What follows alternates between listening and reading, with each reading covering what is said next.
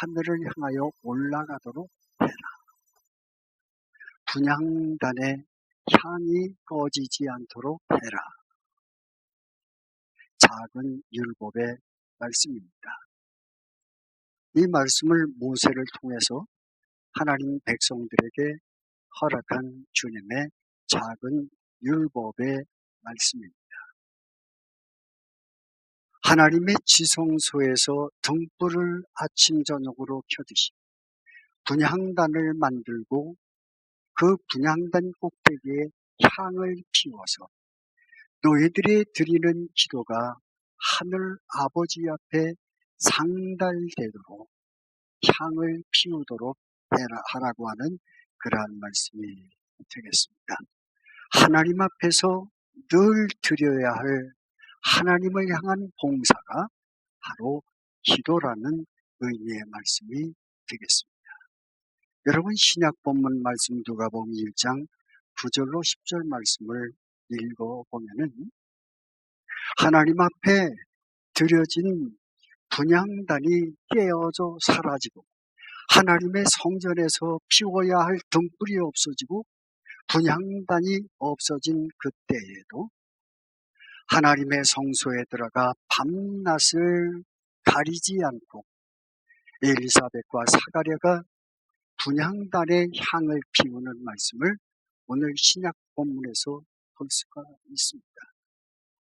구약의 때에 하나님의 율법이 사라지고 하나님의 법이 깨어지고 하나님의 사람들이 도처로 흩어지고 하나님의 성전이 파괴된 그러한 자리에서도 신약의 이 율법을 지키는 두 예언자가 살아남아서 아침 저녁으로 향을 피워서 하나님 앞에 기도하는 그러한 모습을 이 아침에 우리가 읽을 수 있습니다. 헤롯 대왕의 지배 아래서 하나님의 백성들이 순환을 당하고 하나님의 사람들이 고통을 당하고 하나님의 사람들이 목숨을 빼앗기는 그러한 삶의 현장에서도 경건의 모습을 잃지 않는 한 사람들의 헌신을 우리가 읽을 수가 있습니다. 누가복음 1장 6절 말씀에 보면 사가랴와 엘리사벳을 하나님 앞에 의인이라고 말했습니다. 하나님 앞에 의인. 누가가 적어도 당시의 사람들을 바라보았을 때에 나이 많아서 쓸쓸히 사그러드는 그러한 생의 마지막을 살아가는 그 사람들을 표현하기를 하나님 앞에 의인이었다고 표현하고 있습니다. 밤낮 가리지 않고 하나님의 제단에서 기도하던 늙은 두 예언자, 두 제사장을 향해서 하나님의 사람 누가는 표현하기를 의인이라고 했어요. 저는 이 말씀을 공부하면서 사람의 칭찬이 뭐 그렇게 중요한가?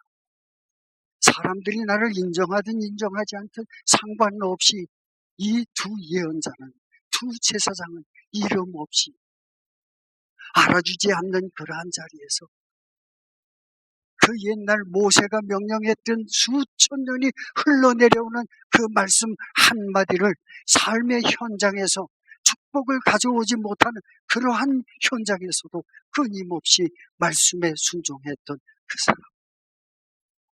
누가는 그를 표현해서 하나님 앞에 의인이었다고 표현하고 있습니다. 우리는 사람의 칭찬에 솔깃해합니다. 마음을 씁니다. 신경을 씁니다. 그런데 여러분, 하나님께서 여러분의 삶을 평가할 때 하나님 앞에 몇 점이나 맞을 수 있다고 생각하십니까? 하나님께서 여러분의 기도를 평가하실 때 사가랴나 엘리사벳처럼 의인이었더라 하고 표현했듯이 여러분의 기도가 의인의 기도였냐는 그러한 질문입니다. 나이가 들수록 이들의 신앙은 성숙해져 삶의 자리가 열악할수록 하나님 앞에 드리는 기도는 더 값이 있는 기도로 하나님 앞에 봉사했습니다. 여러분, 기도는요, 사람 앞에 하는 것이 아닙니다. 하나님 앞에 드리는 것입니다. 아멘. 하나님 앞에 드리는 봉사입니다. 기도는 누가 알아주든 알아주지 않든, 기도가 응답받든 응답받지 않든, 기도가 능력이 있든 능력이 없든 상관없이 하나님 앞에 마지막까지 드려야 할 봉사입니다. 하나님이 내 기도 들어줘서 이것이 문제가 아닙니다. 내 기도는 능력이 있어. 기도했더니 마귀가 몰라가고 병이 낫고, 이것이 문제가 아니에요. 얼마나 깊은 기도는 주님 앞에 드립니다. 기도는 하나님 앞에 드리는 것입니다. 사람이 알아주든 알아주지 않든 하나님 앞에 드리는 것임을 기억해야 합니다. 이 분양하는 일을 열심히 하다 보니까 이들의 기도가 무슨 기도였는지 우리는 알 수가 없어요. 그렇지만 한 가지 본문을 통해서 분명하게 알 수 있는 것은 이것입니다. 저들이 분양하는 그 시간에 하나님이 보내신 가브리엘 천사가 복음의 말씀을 그들에게 알려주었다는 것입니다. 이게 중요합니다. 젊어서 드리는 기도가 아니라 나이가 들어서 힘없는 존재가 되어서 하나님 앞에 드리는 이 기도 속에 하나님께서 그 기도를 들으시고 적어도 이 예언자들에게는 하나님의 축복을 주어야 되겠다 결심하시고 천사들을 만나는 축복을 허락했어요. 예수가 세상에 태어나게 될 것이다. 이 소식을 그들에게 알려줬습니다. 여러분, 기도는요, 하늘의 축복을 땅으로 가져오는 통로와 같습니다. 아멘. 기도하지 않고는 하나님의 축복을 이 땅으로 가져올 수가 없어요. 기도하는 사람만이 하나님의 축복을 이 땅으로 가져올 수가 있습니다. 기도하지 않으면 이 축복을 가져올 수가 없어요. 이 두 놓치면은 기도함으로써 천사를 만나게 되고 천사를 통해서 예수가 이 세상에 온다는 것을 제일 먼저 알아차리게 되었습니다. 구원자가 온다는 것을 알아차렸습니다. 기도하는 사람만이 누리는 축복입니다. 우리가 기도해야 하는 이유, 하나님 앞에서 끊어내지 못하는 기도를 해야 하는 이유는 하나님의 축복을 이 세상으로 가져오기 때문이다. 그런 것입니다. 출애굽기서 30장 1절 말씀을 보면 분향단을 만들 때에 조각목을 가져다가 다듬어서 정금으로 싸서 분향단을 만들라고 했습니다. 1절 말씀을 보면 그렇게 설명을 했어요. 조각목을 만들 때에 광야에서 가져옵니다. 가시나무, 찌르는 가시가 돋아난 폭풍우를 이겨낸 나무, 가뭄을 이겨낸 나무, 학자들에 의하면 썩지 않는 나무, 종이 먹지 않는 나무, 그러한 나무를 가져다가 다듬어서 조각목을 만들어 분향단을 만들라고 했어요. 가시나무를 가져다 조각을 내서 분향단을 만듭니다. 거친 나무, 쓸데없는 나무. 그러나 하나님께서 그 나무를 다듬어서 분향단을 만들었어요. 기도는 조각목처럼 다듬어져서 드려야 하는 헌물입니다. 마찬가지로 세상살이가 권고하고 고통스러운 모래알이 와서 우리의 삶을 짓누르고 폭풍 안아서 썩을 법한 그러한 일들을 만나고 가뭄 때문에 고통을 당하고 이렇지만요, 그러한 고난과 역경 가운데서도 오직 주님께 대하여 진정한 마음을 가진 사람들의 기도를 하나님이 들으십니다. 그러므로 하나님께서 내게 고난을 주신다 하더라도 하나님이 나를 다듬으십니다. 내가 세상 사는 동안 무엇을 의지해야 할는지 알게 하시는구나 하는 마음을 가져야 합니다. 하나님 앞에 진실한 기도를 드려야 합니다. 위선의 기도 통하지 않습니다. 세리의 기도를 들으시는, 세리의 기도를 알아차리시는, 세리의 마음을 알아내시는 주님이십니다.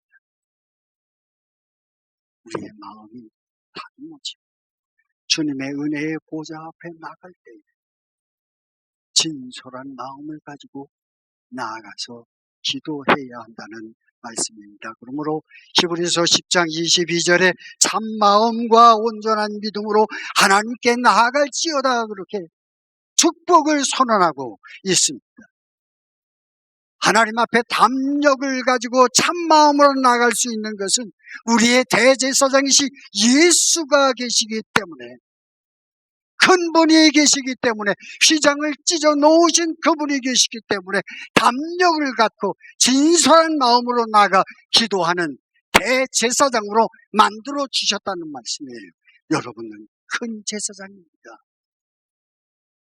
제사장의 마음으로 나아가 헌신의 기도를 드리라는 그러한 말씀이 되겠습니다. 우리를 다듬으시는 주님의 능력과 올곧은 마음을 가지고 은혜의 보좌 앞에 나가면 주님이 천사를 만나는 축복을 우리에게 허락해 주실 것입니다. 성경 한 곳을 찾아보겠습니다. 시편 141편입니다. 찾아보시기 바랍니다. 굉장히 중요한 부분이기 때문에 찾아서 보겠습니다. 시편 141편 5절.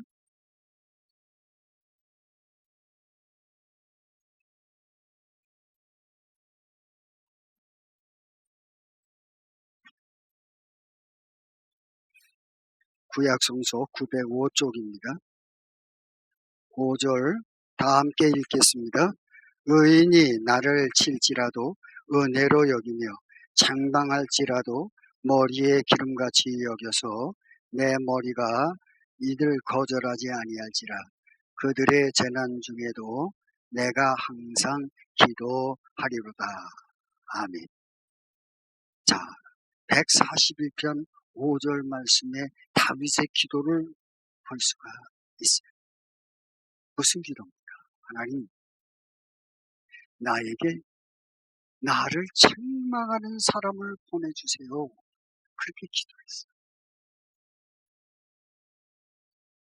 하나님, 의인을 보내서 나를 책망하는 사람을 보내주세요. 그렇게 기도했어요. 이게 다윗의 기도예요. 신앙의 생활화예요. 여러분 이런 기도 해보셨어요? 안 해보셨잖아요. 저 사람 나를 비난해? 나를 책망해? 그럴 수 있어? 이렇게 얘기하세요. 근데 다윗의 기도 뭐예요? 하나님, 나에게 의인을 보내주소서. 의인을 보내서 나를 한 대 때려주십시오. 한 대 때려주십시오. 나를 책망해 주십시오. 책망하는 사람을 보내주십시오. 아첨꾼, 내게 아첨하는 사람을 보내지 마시고 나를 책망하는 사람을 보내주소서. 그렇게 기도했어요. 기도가 훌륭해요? 훌륭하지 않아요? 훌륭하죠? 아멘? 훌륭합니다. 책망하는 사람. 왜요? 나를 책망하는 사람 잘 묵상해보면 책망이 아니라 나에게 지혜를 주는 거예요. 내 잘못을 깨닫게 하고 숙였던 머리를 드는 축복을 가져주고 잘못된 길로 가다가 바른 길로 가도록 인도하는 하나님의 지혜가 거기에 담겨있기 때문에 우리의 불행은 내 곁에 아첨꾼들만 모여있다는 거예요. 그게 불행이에요. 그래서 우리의 기도는 뭐예요? 하나님, 나를 책망하는 사람을 곁에 있게 하소서. 그래서 나로 하여금 하나님의 지혜를 배우게 하시옵소서. 기도가 차원이 달라요. 기도가 차원이 달라요. 여러분이 이러한 기도 드리는 축복이 있어지기를 주의 이름으로 축복합니다. 차원이 다른 기도예요. 자, 6절 읽겠습니다. 141편 6절 시작. 그들의 자평관들이 바위 곁에 내려 던졌다. 내 말이 닮으로 무리가 들으리로다. 이것은 아주 중요한 말씀인데요. 재판관들이 재판을 한 다음에 그 사람을 성 밖으로 내어 던지듯이 돌 위에 던져서 죽음을 맞이하게 하듯이 그러한 것들을 보게 하소서. 얼핏 보면은 저주의 기도 같아요. 그렇잖아요. 성 밖으로 재판관들이 재판을 다 끝내고 나서 성 밖으로 내치면 성 밖의 돌에 부딪혀서 그 사람은 죽게 됩니다. 그것을 내 눈으로 보게 하소서. 그런데 이 말씀을 꼼꼼히 살펴보면 성경에 이렇게 죽은 사람이 나와요. 열왕기하 9장 33절 말씀에 보면 아합의 아내 이세벨이 재판관에 의해서 재판을 받고 난 다음에 이 여인은 죽여야 되겠다 결심해서 재판관들이 성 밖으로 내어 던져서 그 여인은 돌에 맞아서 죽습니다. 성 밖으로 내쳤어요. 다윗이 그것을 알았습니다. 악인의 끝은 저렇구나. 저도 여러분에게 이 말씀을 드리면서 이세벨의 죽음을 열왕기하 9장 33절에서 처음 찾아봤어요. 비참하게 죽어요. 여러분 생각해 보세요. 하나님의 백성들이 이 여인 때문에 얼마나 고통을 당하고 이 여인 때문에 하나님의 예언자들이 얼마나 많이 목숨을 잃었겠습니까? 하나님의 사람들이 저 여인 살아있으면 안 되겠습니다. 그렇게 기도하지 않았겠어요? 없어졌으면 좋겠다. 이렇게 기도했을 거예요. 어쩌면 저주의 기도가 당연할런지도 몰라요. 그러면 다윗이 그 역사적인 사실을 보고 그렇게 기도했겠는가? 다윗의 기도는 이러한 기도예요. 하나님, 내가 살면서 그 여인의 최후를 보았는데 비참하게 그치다. 비할 데 없습니다. 그런데 주여, 그 여인에게 충성한 사람들이 그 여인의 죽음을 보고 회개하고 돌아와서 하나님께 충성하는 사람들이 되게 하소서. 이 기도예요. 여러분, 하나님께서는 악인이 하나님을 모르고 죽는 것을 원하시지 않습니다. 아멘. 악인조차도 하나님을 모르고 죽는 것을 하나님은 원치를 않아요. 그럼 다윗의 기도는 뭔가? 분별 없이 이세벨에게 충성하던 사람이 이세벨의 죽음을 보고 회개하고 하나님께 돌아와서 하나님께 충성하는 사람들이 다 되게 하소서. 그러한 기도예요.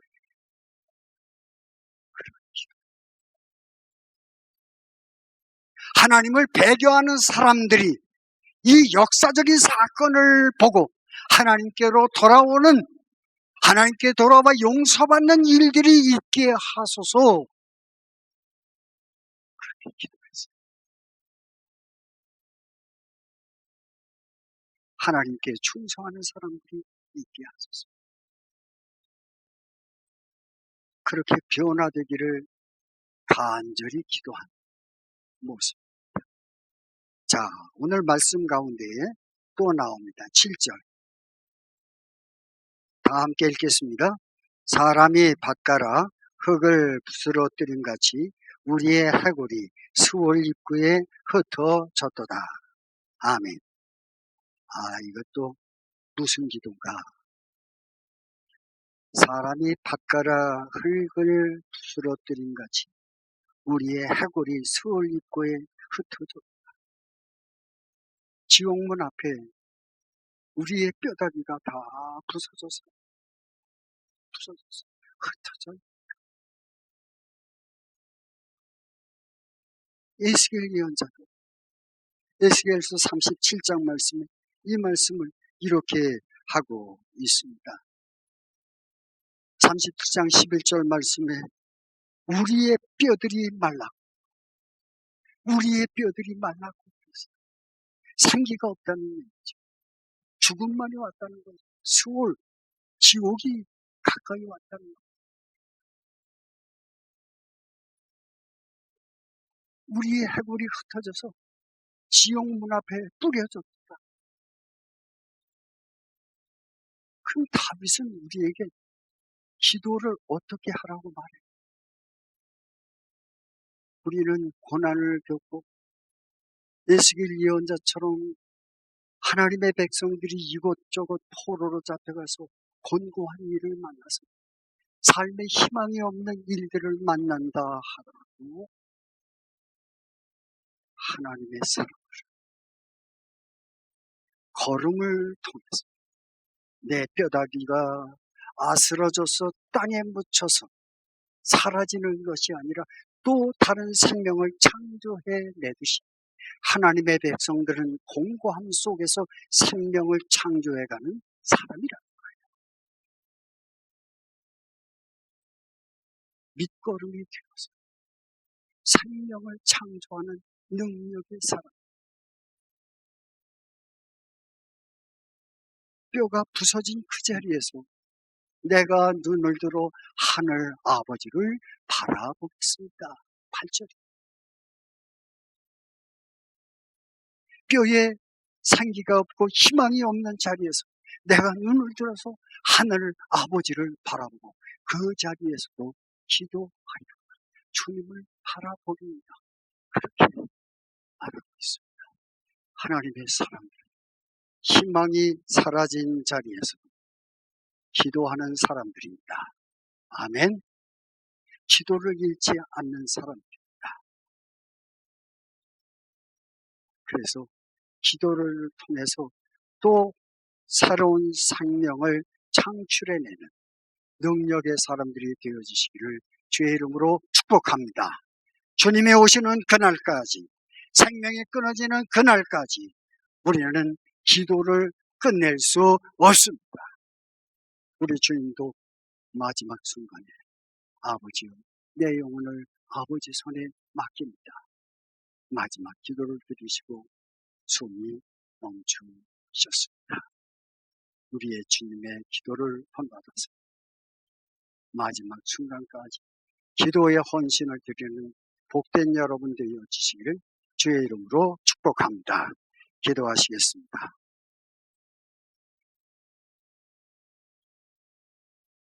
하나님 아버지, 욥은 걸음더미 위에서, 베드로는 그림자로도 병자를 고쳤지만 감옥 속에서 하나님 앞에 기도하며 하나님의 영광을 바라보고 환난과 곤고함을 이겼습니다.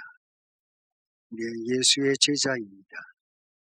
우리의 삶이 아스라져서 지옥문 앞에 거름더미에 쓰여진다 하더라도 주여 우리의 눈을 들어 여호와를 바라보는 능력의 사람들 되어지도록 주께서 축복하여 주시옵소서.